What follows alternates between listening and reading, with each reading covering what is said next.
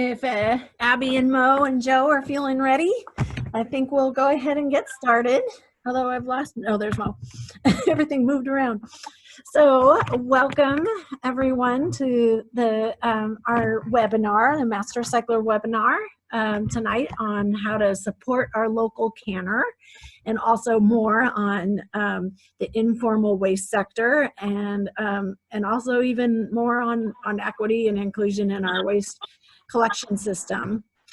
So I just want to set the stage a little bit. First of all, it'd be really great if folks can mute your sound unless you're talking, and then unmute just so we can reduce the sound in the background. And we also have a chat feature where you can type in your questions in chat. So if you haven't done that before, if you look down at usually at the bottom of the screen, but sometimes it's on the side of your screen, there's a little bubble. If you've called in, I'm still gonna make sure that there's opportunity for you to ask questions as well. So don't worry, you just hold your questions until I say, those folks who had called in, do you have questions? Because I wanna make sure you all get a chance to ask the questions you might have. So you'll just need to unmute yourself and well, actually I think when you're calling in, you're not muting. So I did want to let people that I will be recording this, and we will be putting it on the Master Recycler YouTube channel. It does not show your names on that when it shows the recording, so it doesn't give that away. But wanted to let you know that that's there, and it'll make it so you can share it with people afterwards if you think other people will be interested in hearing this topic. Since we're actually kind of a small group, maybe we could go kind of quickly around and say your name and what part of the region you're connecting in from, and I'll call your names because it's kind of hard to tell what order you're in with Zoom. So I'll start on my top corner. Colleen, do you want to introduce yourself?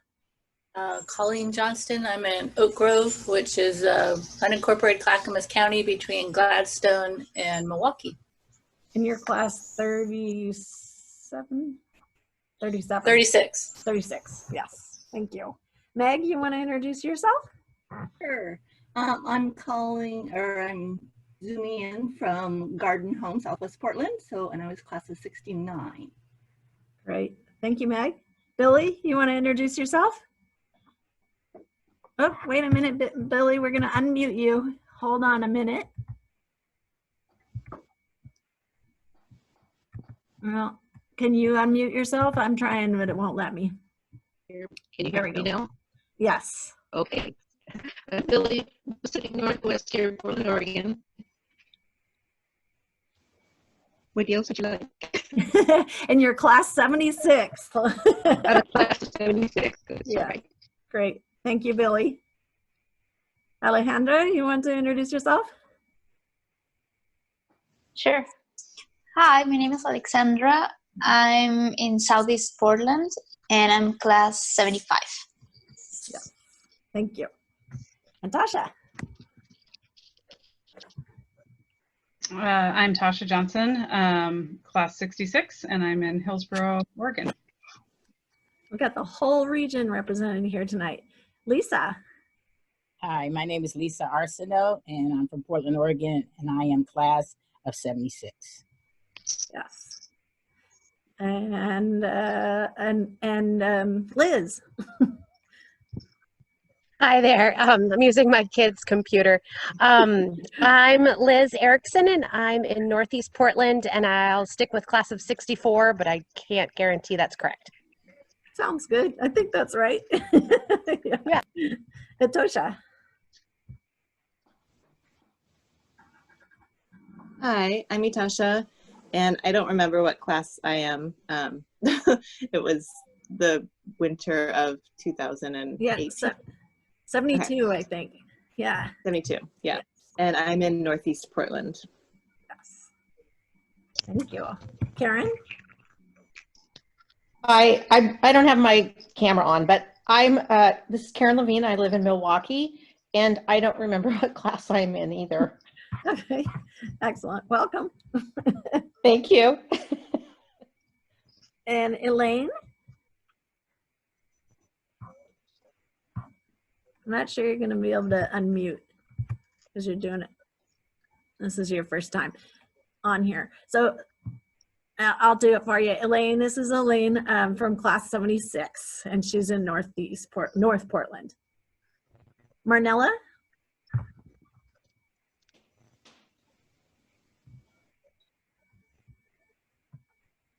No.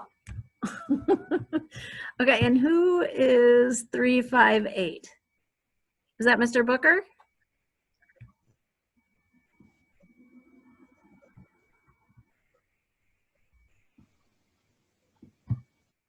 Not sure. Okay, well, we'll let that go. So, okay, so tonight I'm super excited to introduce Master Cyclers to really a new topic. We, for a long time, have talked about equity throughout the class and the handbook and the program, but it's really kind of new that we've been talking about this what is now coming out as called the informal waste sector. And we're going to learn what that means. Certainly Master Cyclers for years have asked how do we make it easier for people who are collecting containers to, bottles and cans when they're out in their neighborhood? How does that work, and can they do that, and how can we make it easier? And so it's super exciting to see that an organization, a Ground Score, which we'll learn about today, is starting to self-organize and make it so that we can learn more from they're going to actually talk from their own community about that. And so we have three great presenters. Abby Herrera, Abigail Herrera is a master recycler as well, and I'll let each of them introduce themselves a little bit more if they want. But she's been really involved with Ground Score and helping them get a webs and social media and marketing, and also really working closely with the canners so that they're involved with their own story, and done such a great job of really integrating their own community voice into this. And so I really appreciate the work that Abby has been doing. And then Mo will be talking about his experience as a canner, and also talking us through what we can do to help canners in our community.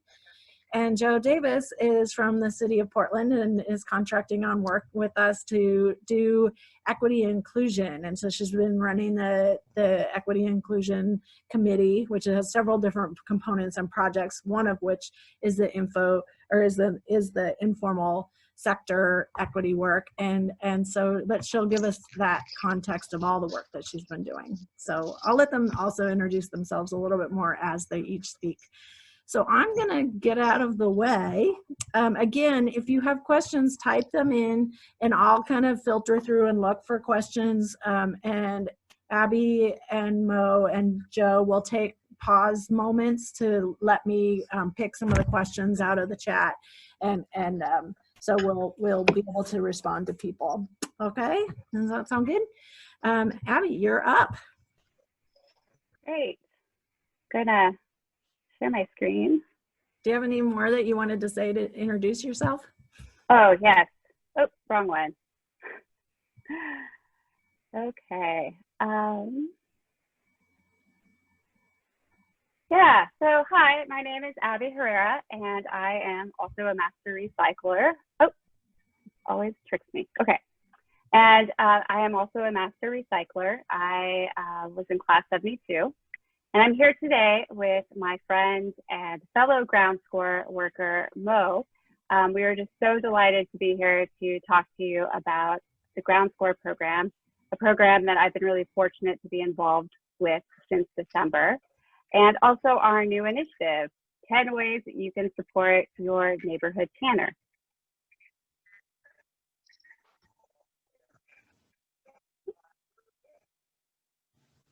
So Ground Score is an association of informal recyclers, dumpster divers, and other environmental workers who create and fill low-barrier waste management jobs.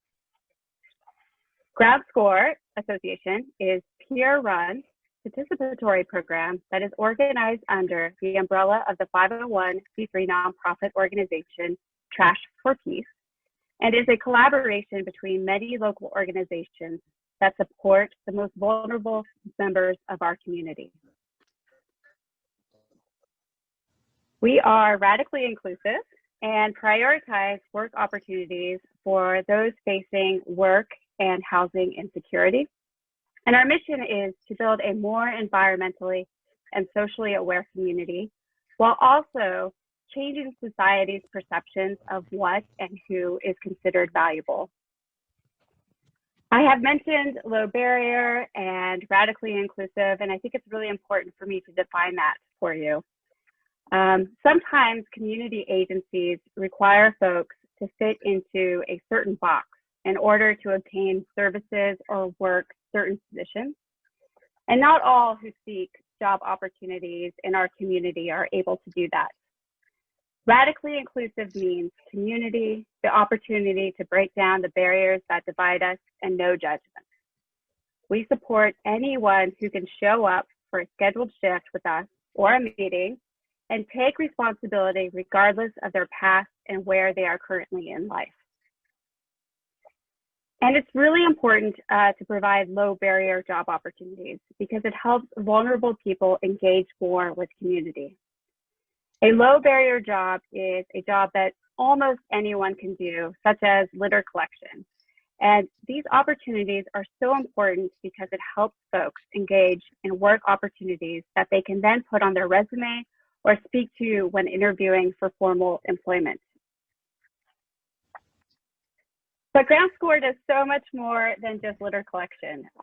While we've only celebrated our first year this past June, Ground Score has accomplished so much. We offer event waste management services where we are hired to sort and dispose of waste at events such as street fairs. And prior to being canceled due to COVID-19, we had the contract to do the sorting and disposal for this year's big float. And we're hoping that we get that again next year. We also do research. Just this past summer, the Central East Side Industrial Council hired Ground Score workers to deliver a survey to houseless folks to better understand how to improve services in the area. Workers were asked about their experiences, how folks are treated, and what their preferred housing is. Going forward, Ground Score won a grant award with the Central East Side Industrial Council to conduct research and stories to help residents and businesses have more compassion for houseless folks and for those who collect bottles and cans for money. Really, honestly, creating awareness, dispelling myths, and affecting policy are so important to the lives of Ground Score folks. And we hire workers to present Ground Score at community presentations and trainings like this one. We have Mo here for that. And then our can and bottle redemption. This is our People's Depot, which is really such an exciting project. It gets its own slide here in just a moment. Ground Score also provides community work opportunities such as cleaning up the beach along the Willamette River and partnering with Metro to help distribute white bags to folks living outside to safely dispose of their litter. And we recently worked with the Johnson Creek Watershed Council to serve and support volunteer group leaders at the watershed cleanup.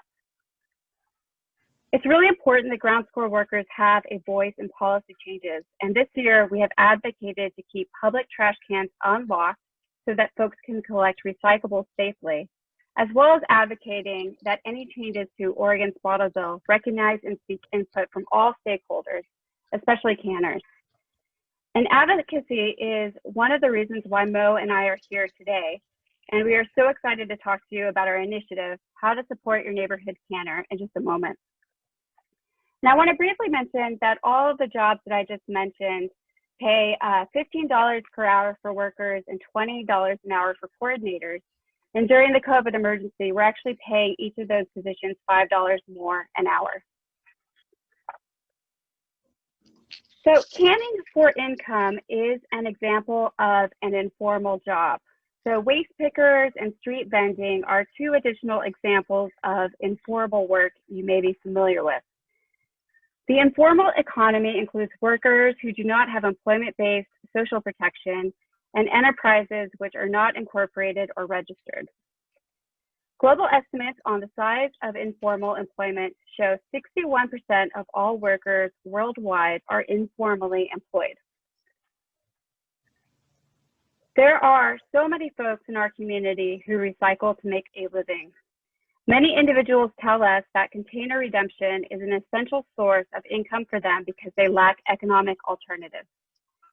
Brad in Southeast Portland collects cans and bottles to supplement his income with an extra $100 per month, which he uses for medication and laundry quarters.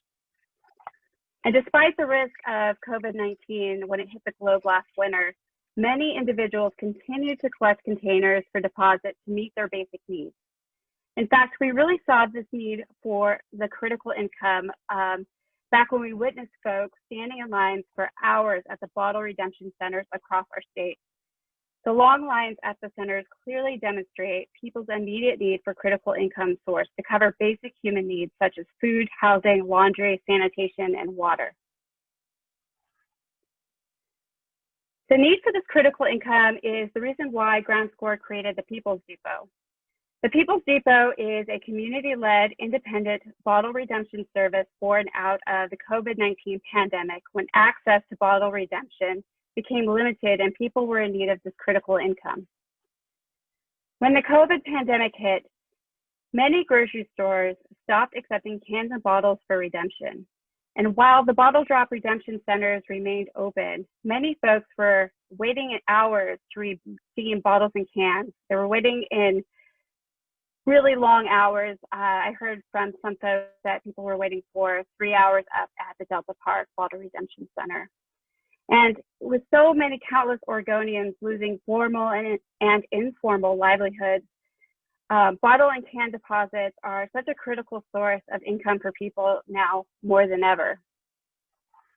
So in April, we opened the People's Depot, where we hire workers for $20 an hour to collect and sort containers for redemption. Today, we're operating 3 pop-up sites around Portland and have distributed over $40,000 to folks while recycling over 350,000 cans and plastic bottles. On average, we serve about 135 individuals per week.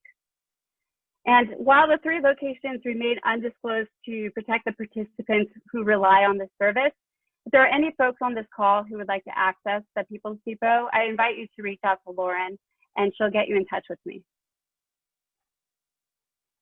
So our bottle redemption system, which comes from our bottle bill, was created in the 1970s as a way to reduce litter in the environment by encouraging people to return beverage cans and bottles in exchange for money. The bottle bill has increased the amount of cans and bottles that get responsibly managed. However, we don't know how much of the cans and bottles returned through the system is thanks to folks who collect cans and bottles for a living. No research has been done on folks who collect cans for a living in the United States. Who they are, why they do what they do, how much material they are responsible for collecting, and where that material comes from.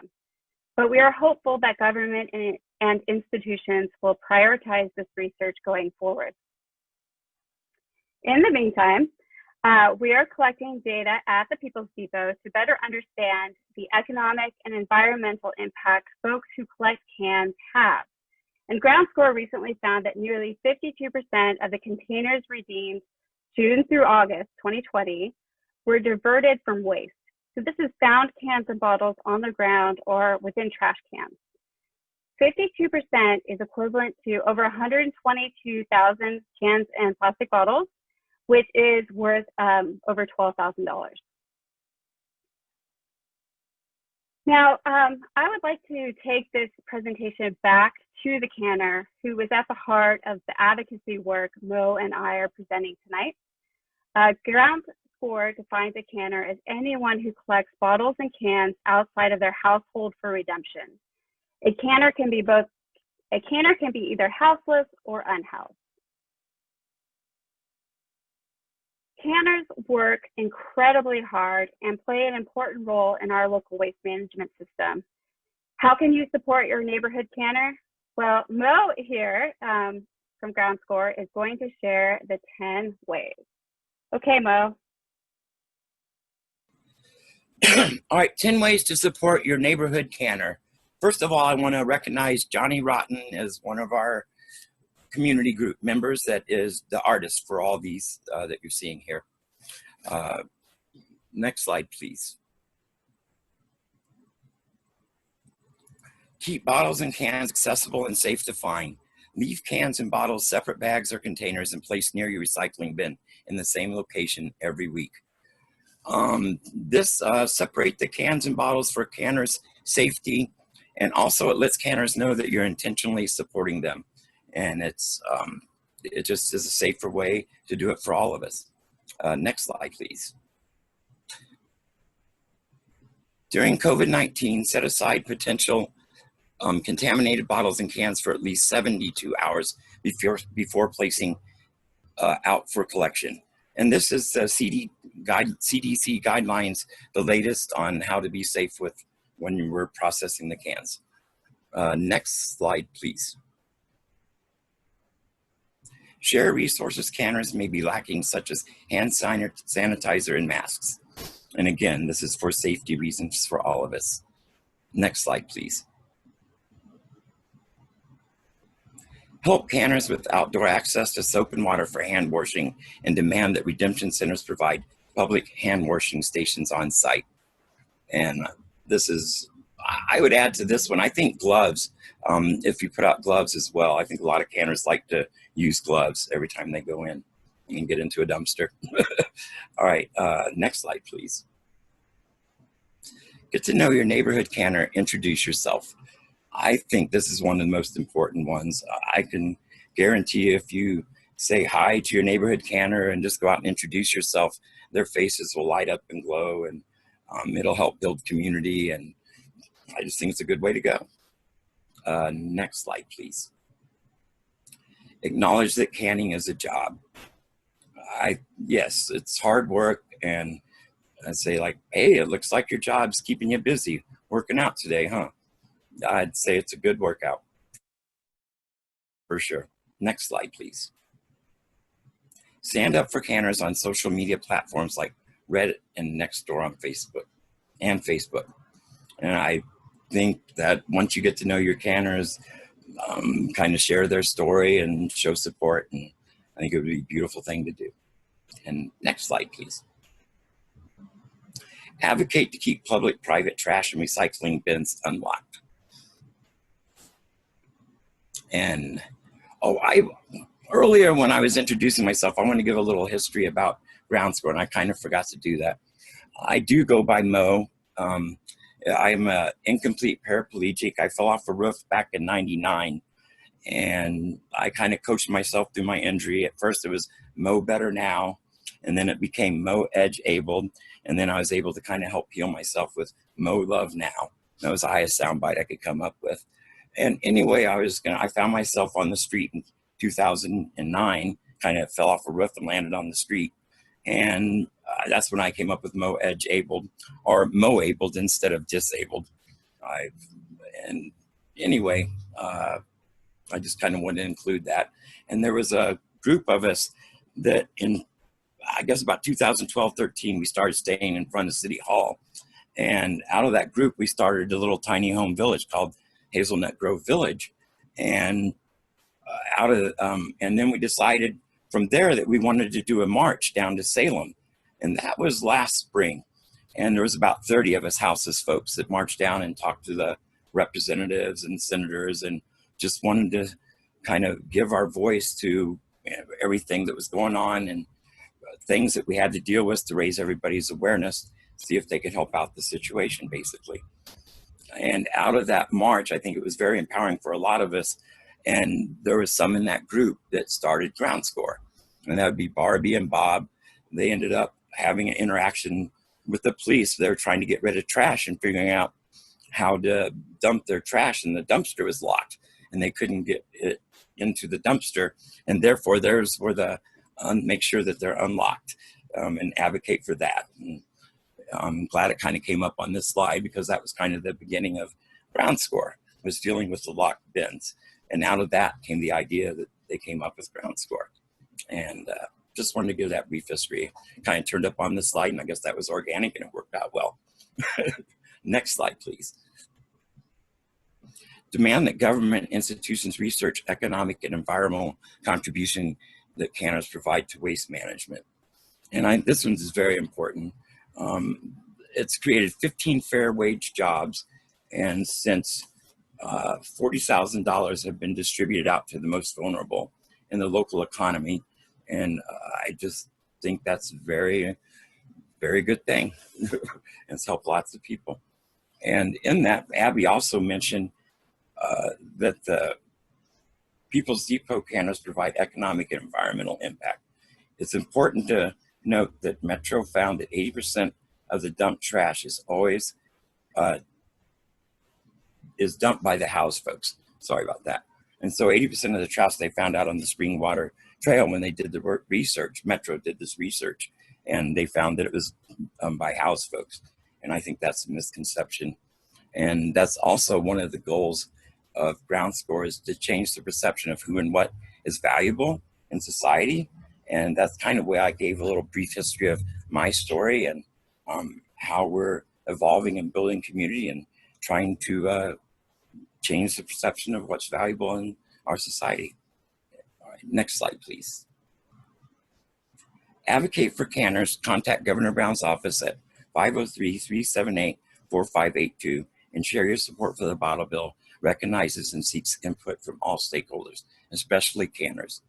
I actually called this number today, and option 2 was about state resources, and option 3 was just leave a comment for Governor Brown. And I was able to state our support for the bottle bill, or my support for the bottle bill. And it was really simple and easy to do. And thank you very much for allowing me to speak to this. I very much appreciate it.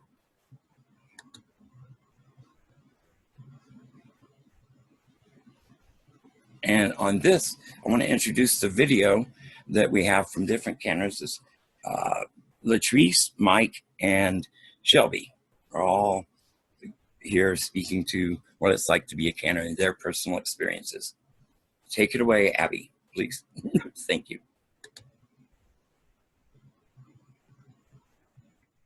I've been a canner for 3 years now. Yeah, about 3 years now.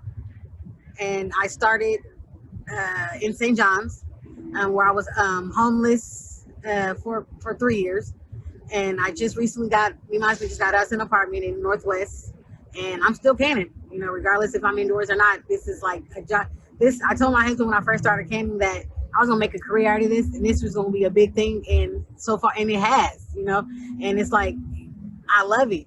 I mean, it's something that I enjoy doing and giving back to my community and helping my community and helping the environment by picking up, you know, helping pick up the trash and keep litter out the oceans and stuff like that. And just making it bigger than, you know, just, you know, picking up a can or just, you know, 10 cents. It's something bigger than that. I want the people in Portland to know that canners are helping keep the environment clean, and also it's providing also for people that don't have what they need, such as homelessness, where they can provide for themselves, and also by recycling for the canners. I want people in Portland to know that canners are they're not bad people. If you see them out there, go out and introduce yourself to them. Let them know who you are. They're friendly, they're grateful people, and you get to know them. You can just give them the cans if you want to or not. But to judge them because they're out there picking up 10 cents that somebody else threw away that really doesn't care out of a car window, in a river, a creek bed, back in some berry bushes. They just want a little bit of money to live on. And a lot of them are homeless. Some of them are not. A lot of people actually make a good living at just candy. Just introduce yourself to one.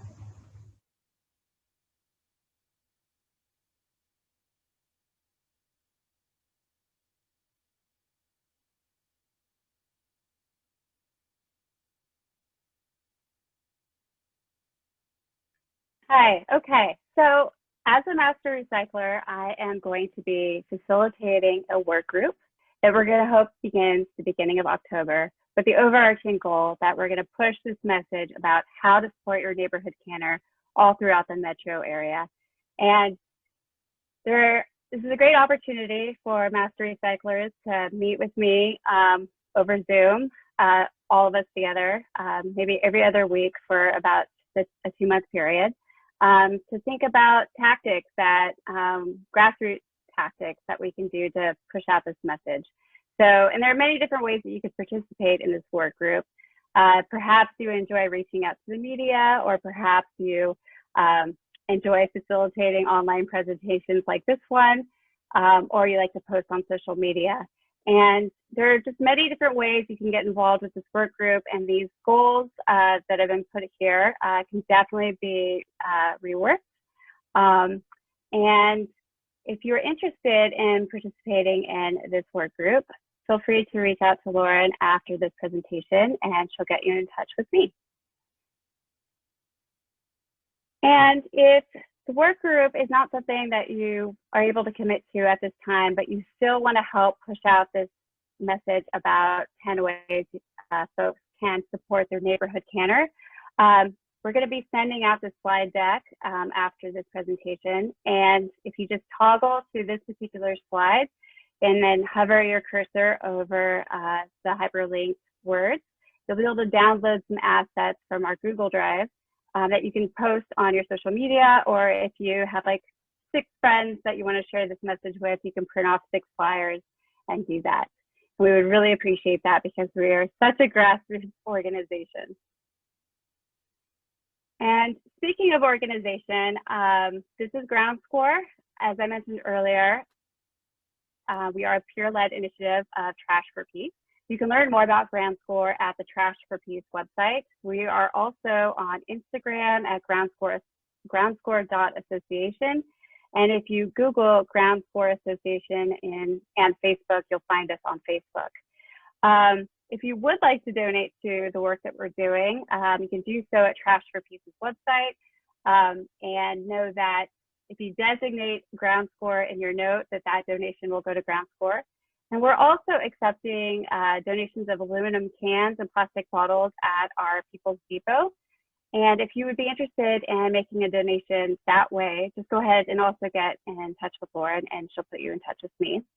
And most importantly, I really want to thank you all for coming to listen to this very quick presentation of this multifaceted organization that I'm really thrilled to be supporting. And with that, I'm going to wave goodbye for now, and I'll talk to you all when we do Q&A. So actually, I would love to make a pause here and go ahead and do some Q&A now if people have questions for Abby and Mo. Thank you, both of you. It was really great to hear your perspectives and your presentation. It was really informative. I don't see any questions in chat, but we're a small enough group that I'm actually also okay with folks just raise your hand, or those of you on a phone, let's start with that actually. People who are on phone who I can't see video, do any of you have questions? Do you want to unmute your phone and ask a question?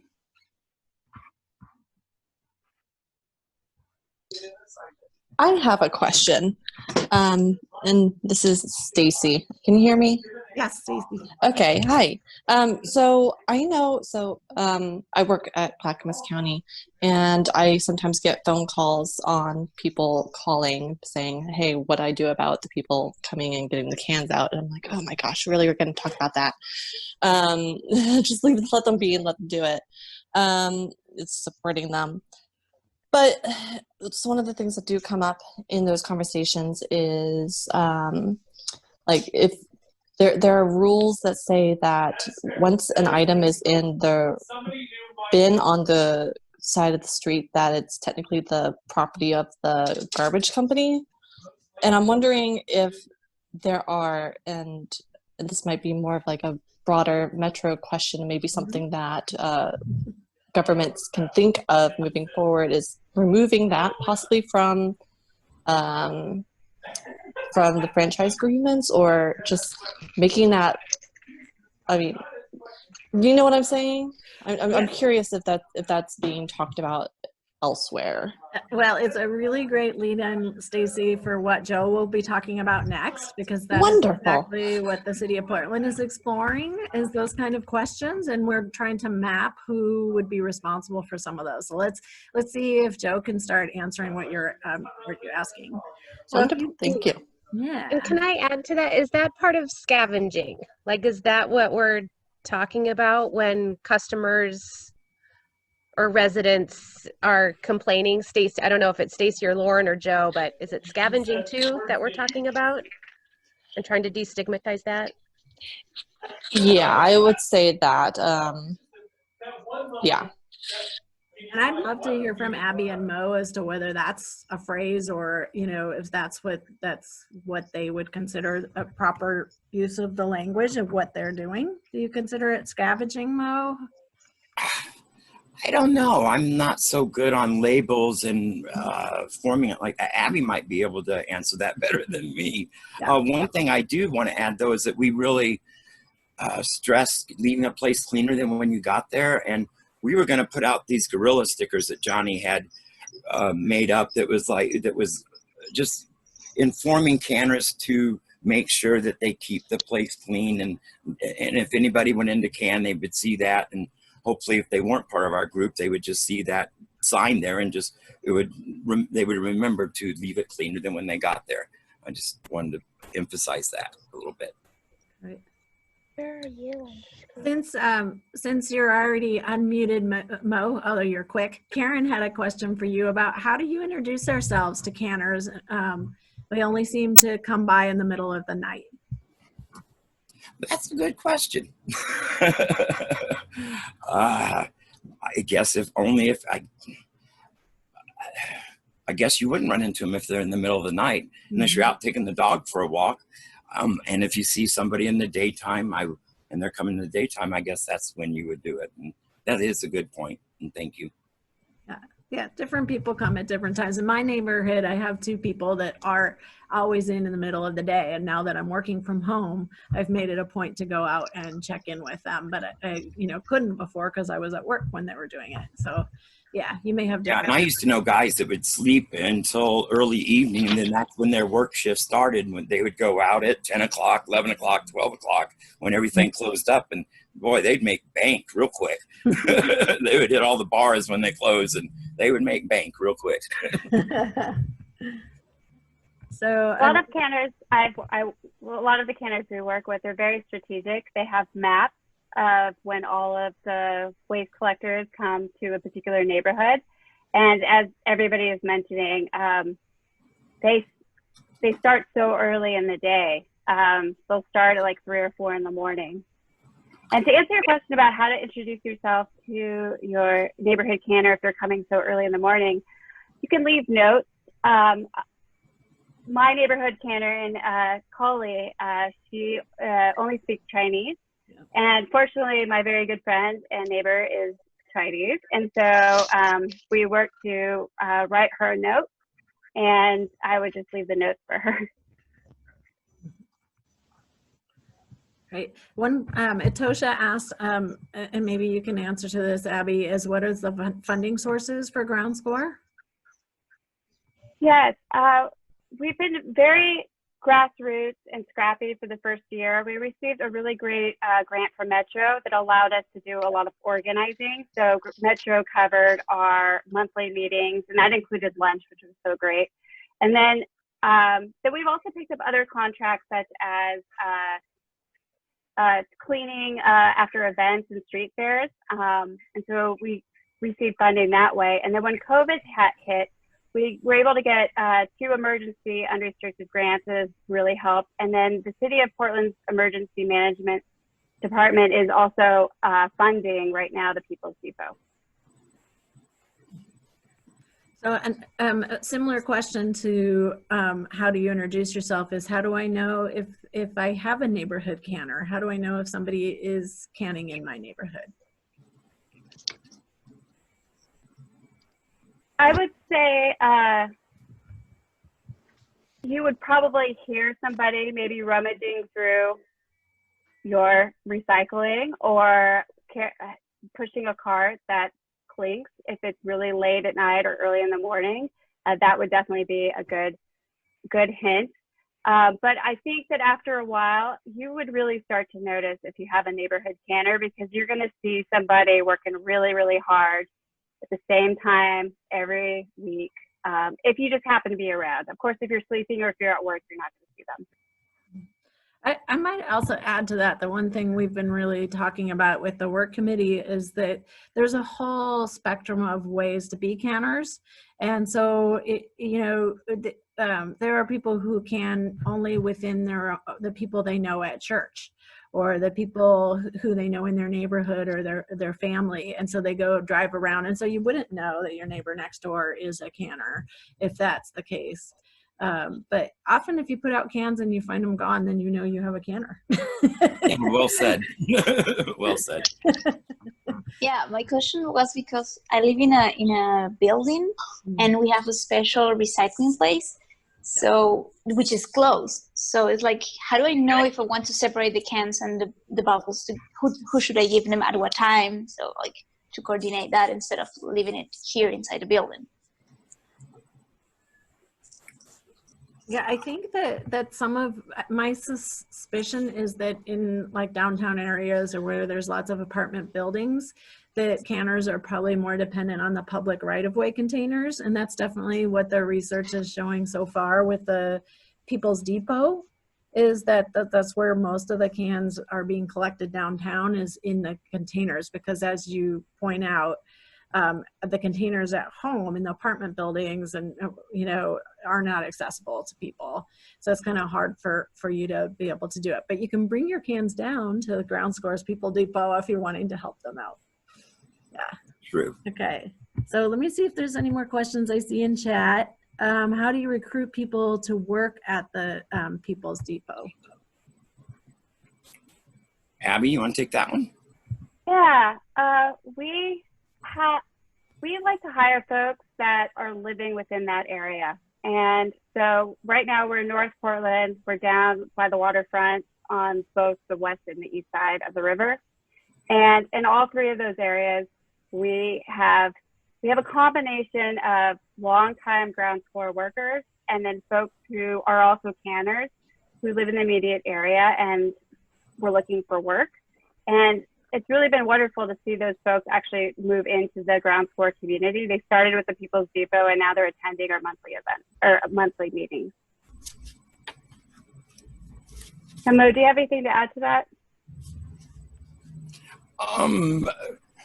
No, not specifically. I'm sorry. I was looking at my notes and halfway listening, to be honest.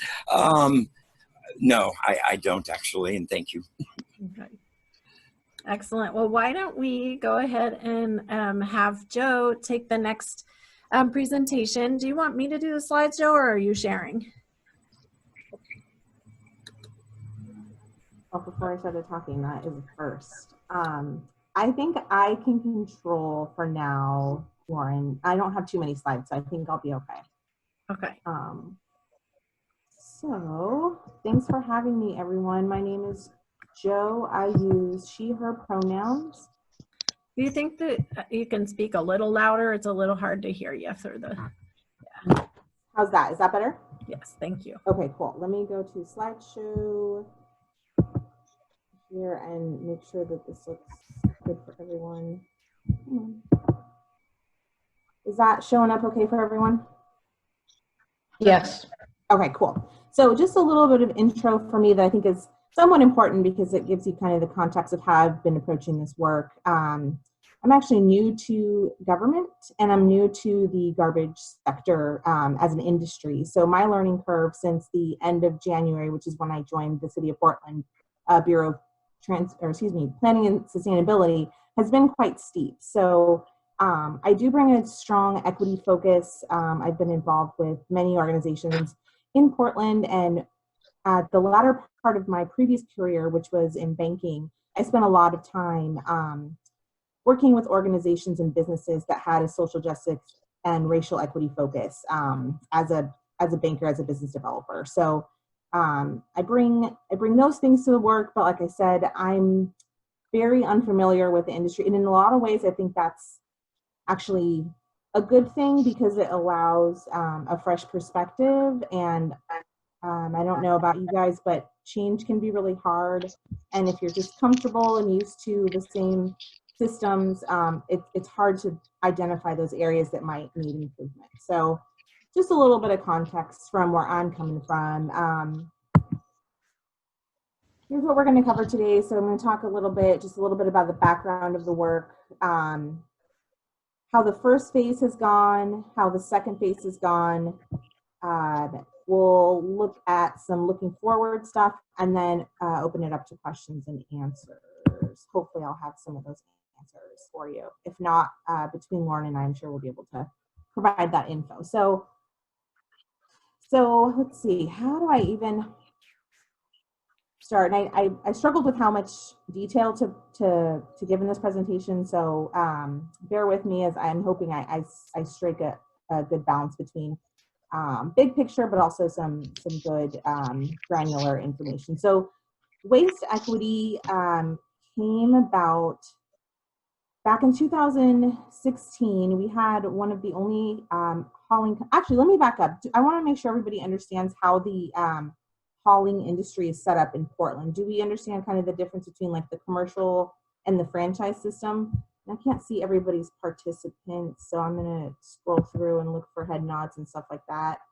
I'll just do a really brief explanation. So from my understanding, the way that we have it set up here in Portland is quite unique compared to other cities of our size.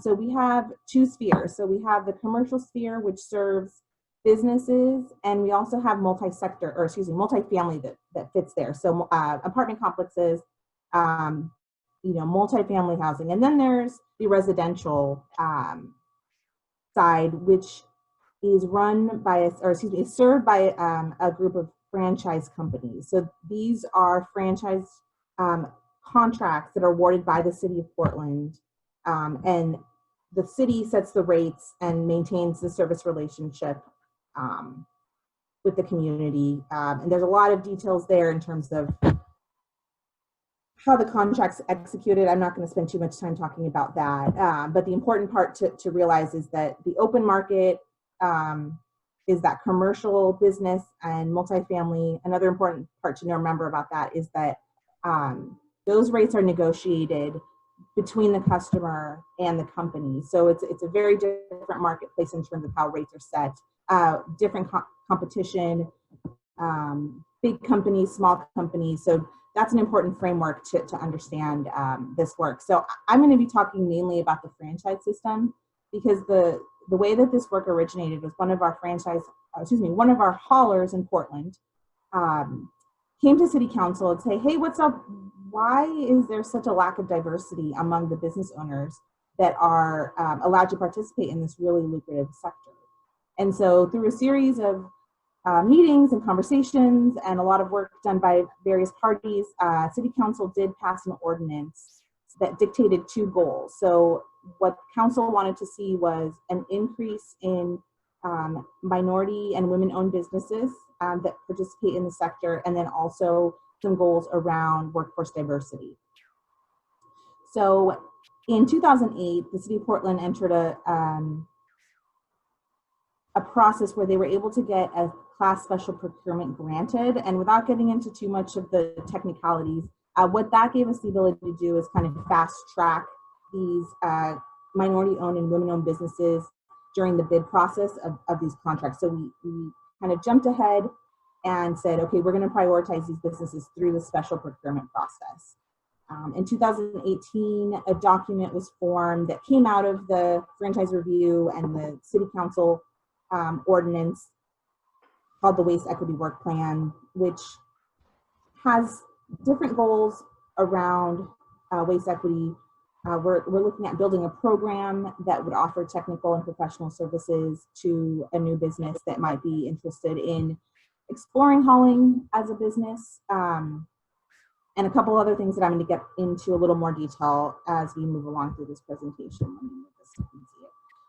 So last year, we actually awarded our first RFP to a COVID certified company. So COVID is the statewide organization that does the certification to certify companies as a minority or women-owned business. And there's other classifications too, like veterans, small emerging businesses. So there's different classifications where you can get this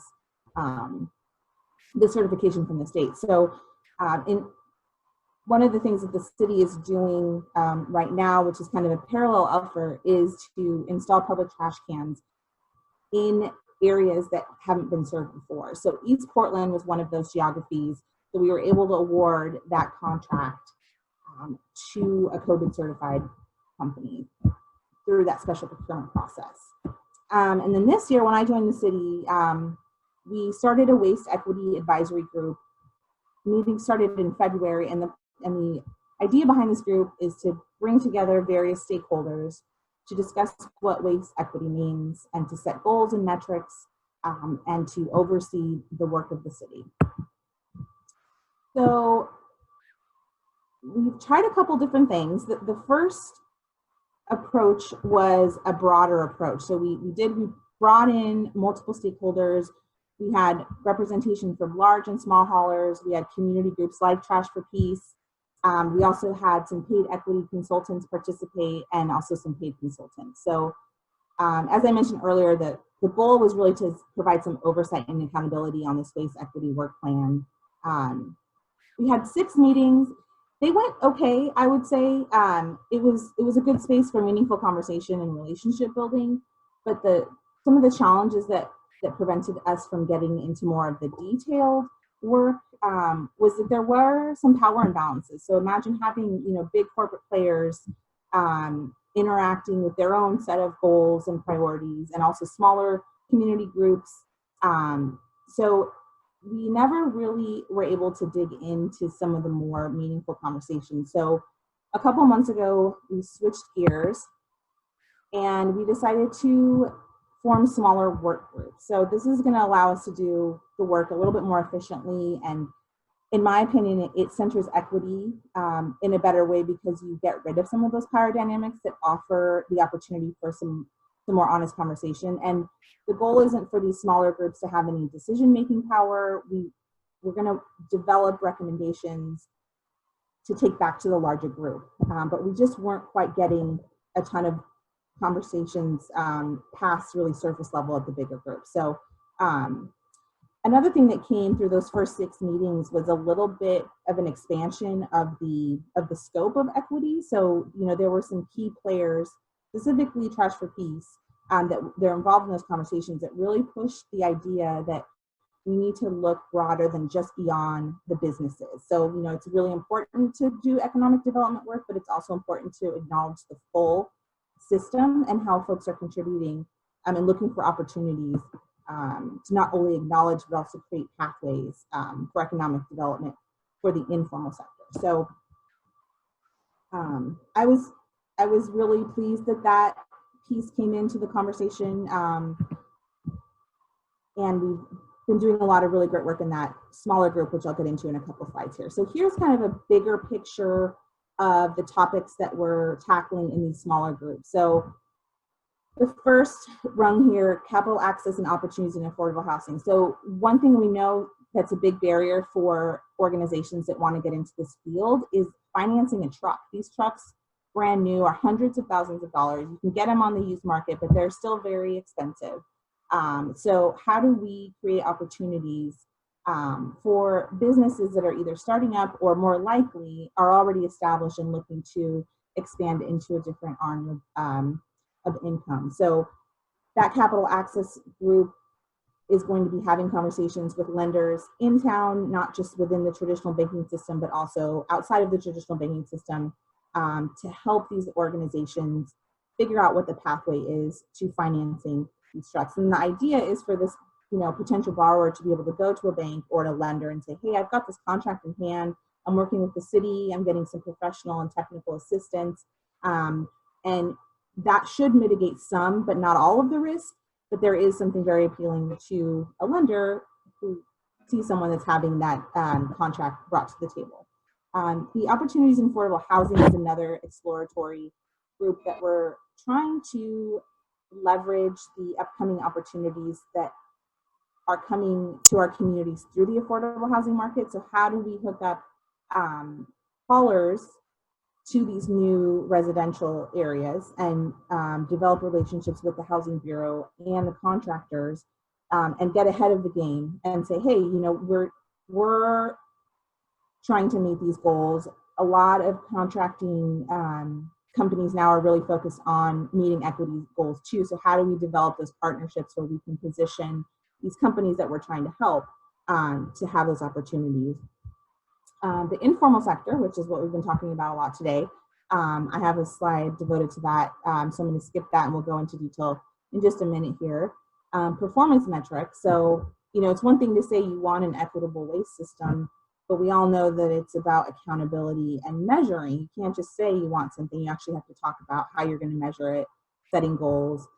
So the interesting thing that's come up in this conversation with the performance metrics group, in addition to the informal sector group too, is this need for more transparency. And so there is a lot of information that we don't have access to. And so it's hard to set a goal when you don't know what your baseline is. So we've been having a lot of conversation about what that looks like. Waste collection, access and opportunity program. So that's very much in its infancy stages.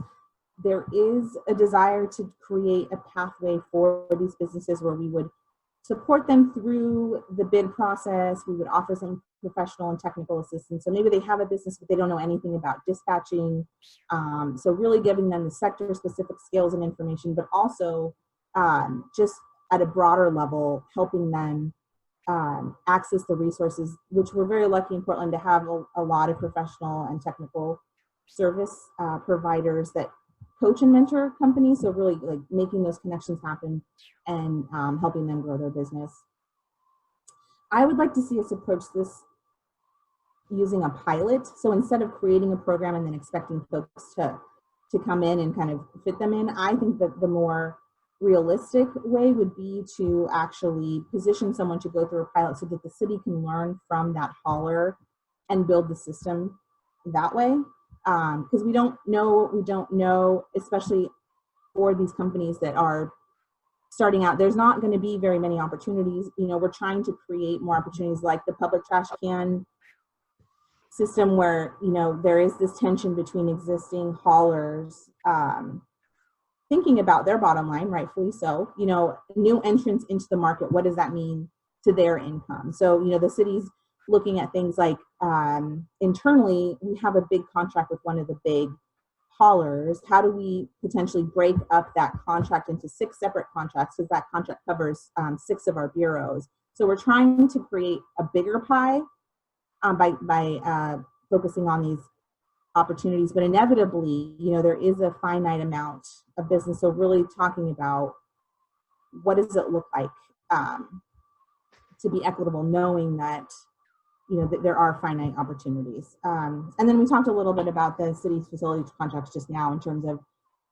that's somewhat low-hanging fruit in terms of something that the city controls, we manage it, we can split it up, bid it out, and create opportunities there. So as you can see, it's a really large body of work. We've barely scratched the surface on these conversations. Some of these work groups haven't even launched. So that's kind of a big picture overview of the work group. In terms of the informal sector specifically, you know, we've started to map out what our proposal looks like. What are the areas we want to prioritize? What are the recommendations we want to make? You know, what are those implementation suggestions we might come up with to present to the larger group? So a lot of these have been mentioned on our call already. And thank you to Mo and is it Alicia? Did I get that right? No, Abigail, Abby. I'm sorry, Abby. I knew it was an A name, I'm sorry. I'm actually on the East Coast, so it's 9 o'clock here, so it's been a long day. So, you know, we do want to address criminalization and legal barriers.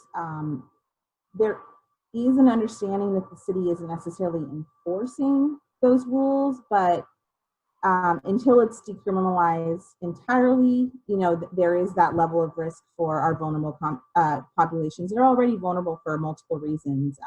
You know, adding criminalization to that makes them even more vulnerable. And then other legal barriers in terms of the liability that comes with those multifamily areas. And, folks are looking to supplement income, and, how do we make it easier for them to do that without creating legal problems, both for property managers, haulers, and our vulnerable populations. We want to talk about dignity. We want, these are legitimate ways to make income, and we need to get rid of the stigma that is on this community. And then it's a great opportunity to create low barrier job opportunities. The People's Depot is a great example of how that's already manifesting in a really productive way. And then there's assist with gaps in the former sector. So what we mean about that is there is work out there that the big haulers don't necessarily see as profitable, and they don't necessarily want to do it. So how do we have the informal sector step up and provide them safe and meaningful ways to fill in those gaps, which helps everybody, right? And then the research piece, I think, is probably the most fundamental part of this work. Abby mentioned the data collection that's already happening at the People's Depot. It's already very profound to look at those statistics and see, the impact that this community is making for us. We want to know more about the canning community. We want to know what the stories are. We want to know what they're using the funds for. And we want to legitimize this. And also from an environmental perspective, they do contribute to a cleaner waste stream. We just don't have the hard data to support that. So, it's something that just hasn't been explored. So we want to support that. And then the financial transparency and shared prosperity. And what we mean by that is that there is some proprietary information on a lot of this sector, to be frank. So it's hard to know how much is actually being returned to our local communities. It's hard to know how much profit is being made, and where are those opportunities to share prosperity and not only prioritize business from a profit perspective. So those are the kind of conversations. We're I think 4 meetings in. So, we meet every other week for an hour and a half. I'm the person that knows the least, so it's my job to kind of corral all of our ideas. And, my goal is to give our community that's advocating for our canners in the informal sector something tangible that they can say, here's a well thought out proposal saying this is what needs to be done to address the informal circle, because it's not going away. It's a super valuable part of our local economy and the way we manage waste. So, I firmly believe that the city needs to take some responsibility for legitimizing it. So, looking forward, so, it's been really difficult work. It's a system that's working really well for a lot of folks. Change is hard. And especially now that we're looking at a different economic picture, even comparing for when we started the work, and now that scarcity mindset with the economic downturn and just the increased fear that we're all feeling, not knowing what's happening in the future. I think that unfortunately might work against us, because folks are even more reluctant to change and take a risk and share in wealth that we feel might be finite. And then again, the lack of transparency. And there is actually a pretty dark racist history in this industry. I'm not gonna share too much, but it's not too long ago that there was actually a union of haulers who were all white-owned businesses that were partnering very closely with the city to shut out people of color from this industry. And that is something that is not that too far off in our distant history, or in our history. And so there's the remnants of that are still very much strong and alive today. And you get folks that don't necessarily understand equity principles. This is nothing against smaller owned businesses, but a lot of families just don't understand that you can't just pick up yourself by your bootstrap, pull them up, and why can't they just start a business? Like, like we did. So, you know, we're fighting a lot of those really basic, basic like misconceptions and inaccurate ways of looking at equity. So, you know, it's a pretty steep hill to climb, but we have to continue to lead with equity. It's not just a buzzword, it's not going away. You know, I'm thankful to live in a community that is starting to have honest conversations. And, you know, this is example of that where, you know, we have to look at doing better and asking for accountability. And there is a momentum right now. So it is exciting, although it's hard and it can be frustrating at times. I believe that, you know, we can build collective power and partnerships with community to advocate for things like this. So thank you. If you guys want to learn more, we have a very humble web presence. I've listed the website there. And then we do have a general inbox set up to field any waste equity questions or concerns. We're very, very much at the beginning of this process, but I'm really excited to see where we can take this, and I'm hoping to get folks on board with the fact that this is the right thing to do. It's scary, it can be threatening, but you know, I'm excited that we can continue the conversation. So that's what I have for you guys today. I would love to address any questions. I covered a lot, and I covered it quite quickly and in very general terms. So if I need to go back and clarify anything, or if there was something specifically that I can help answer any questions, and like I said, if Lauren and I don't know, we can definitely track down the information and share it back out. Joe, thank you so much for joining us 3 hours past our hours here. And I know you are a trooper to be out there on the East Coast and doing this webinar, and I know you're passionate about it. I do see a question from Meg asking you if you could give some examples of gaps in the formal sector, like some of those examples of what haulers don't want to do, you had said. Yeah, and Lauren, maybe you can fill in the gaps, because like I said, I'm barely getting used to the lingo and all of the things that this really complex sector has to offer. So my understanding is one of the more prominent opportunities would be with bulky waste, so that, you know, there's, you know, you have limited capacity in your garbage cans, or maybe you can't pay for service at this time. So folks look for alternative ways to get rid of their garbage, right? So it's my understanding that the haulers don't necessarily make money from that. So they're not super interested in serving the community in that way. So how do we provide opportunities for the informal sector to make some income, but also to address a need, and we would all benefit from that. So Lauren, that's the one I can think of off the top of my head. I'm not sure if you can recall any additional examples.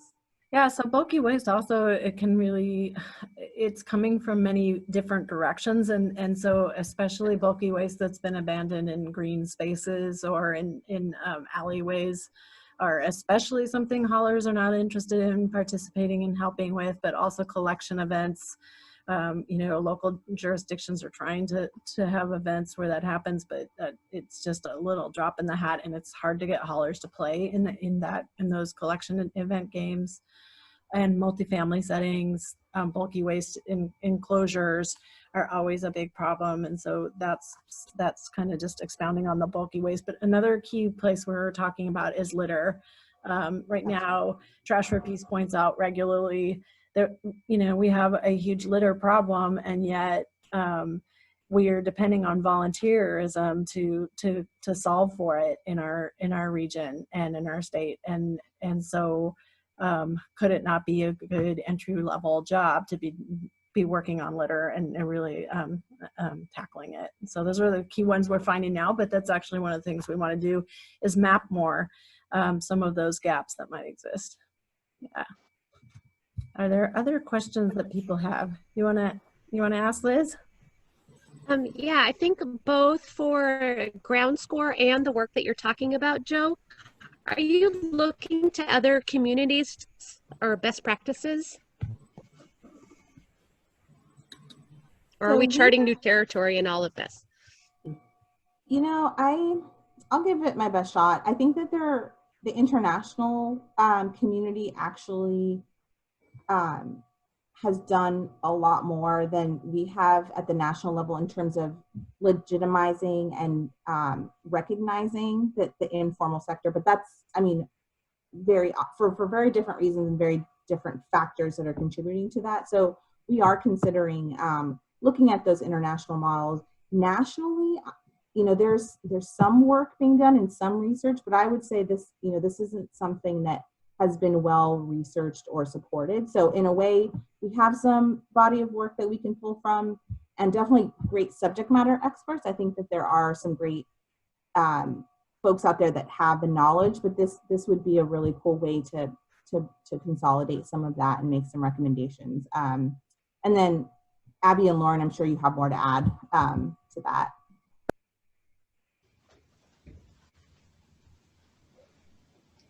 I don't actually. I am really unfamiliar with the waste system as well in terms of the formalized of it. I wanted to mention that on the East Coast there is an organization called Sure We Can, and it's fantastic. And they have this wonderful depot that is run by all of these workers, and it's just a great place where canners in New York can take their containers for redemption with dignity. And I recall one of my colleagues asking what was the difference between standing in a brief line at the People's Depot versus standing in a line at a grocery store or at a bottle depot. And I said, it's dignity. It's just that we want you there. We want you to feel safe here. And so I'd like to see more of that come into our waste system, that theme.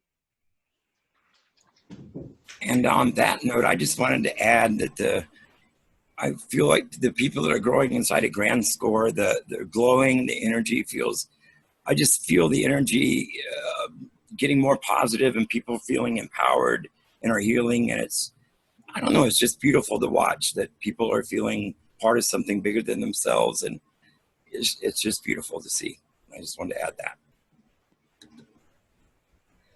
Thank you, Mo. That's great to hear. I would also add that Ground Score has an incredible asset internally that there's a woman named Taylor. What's Taylor's last name?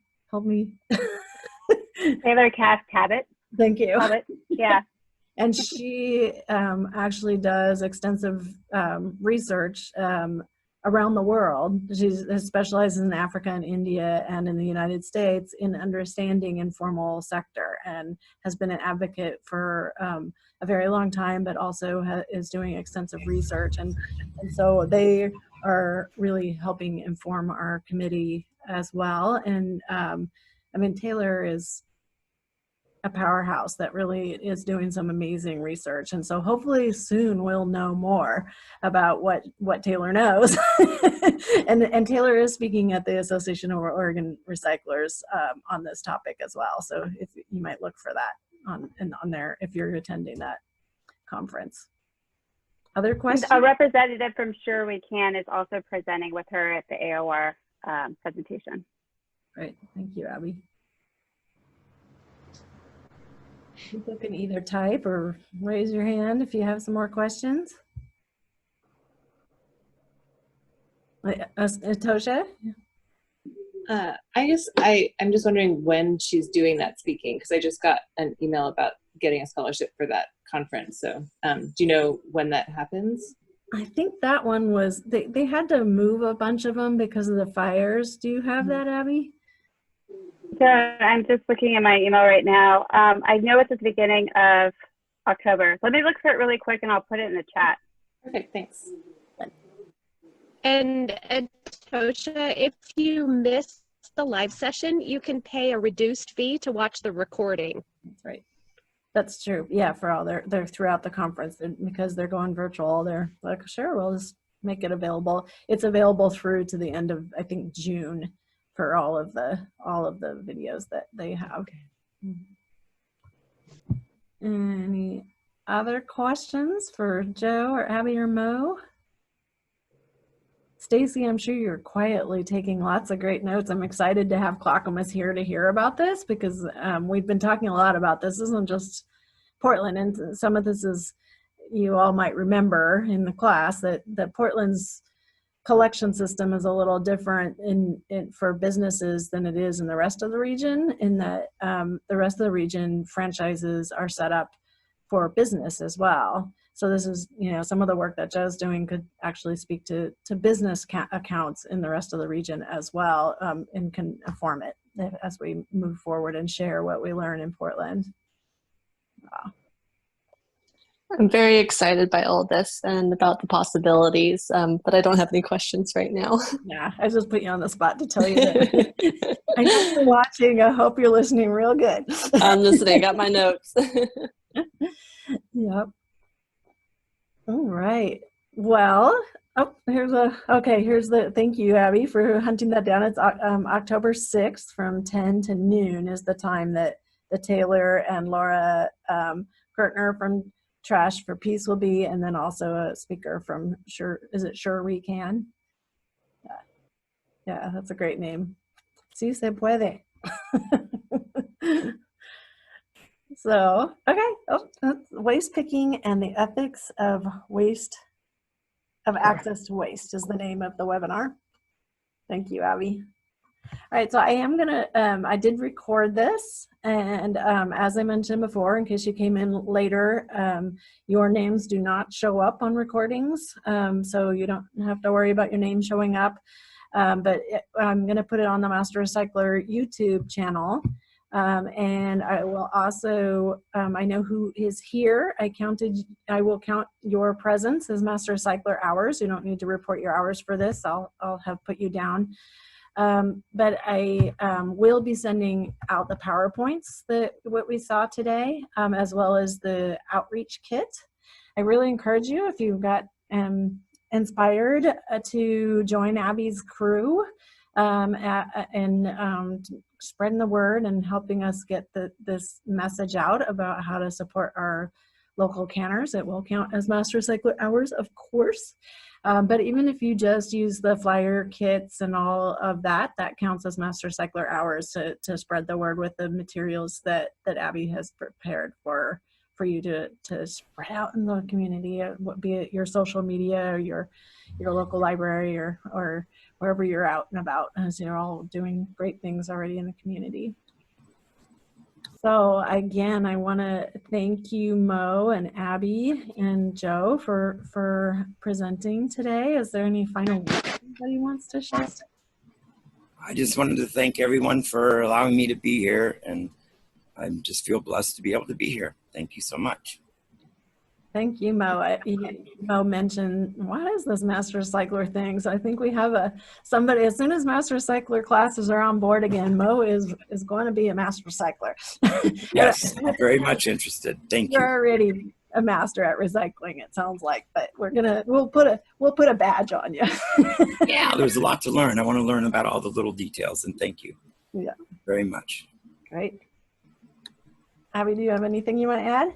Oh, thank you just so much for coming. I know that there was a lot of competing other media that could have been watched this evening, so thank you. Joe, do you want to add anything? No, just more appreciation for having us. Yeah, it was great to meet everyone. Thanks for all the work that everyone's doing out in the community. So yeah, thank you. It's great to get some rest. Thank you, Joe. Yeah, we flew in yesterday, so yeah, I gotta have a toddler with me too, so we'll see how the time change actually affects us, but thank you for the well wishes.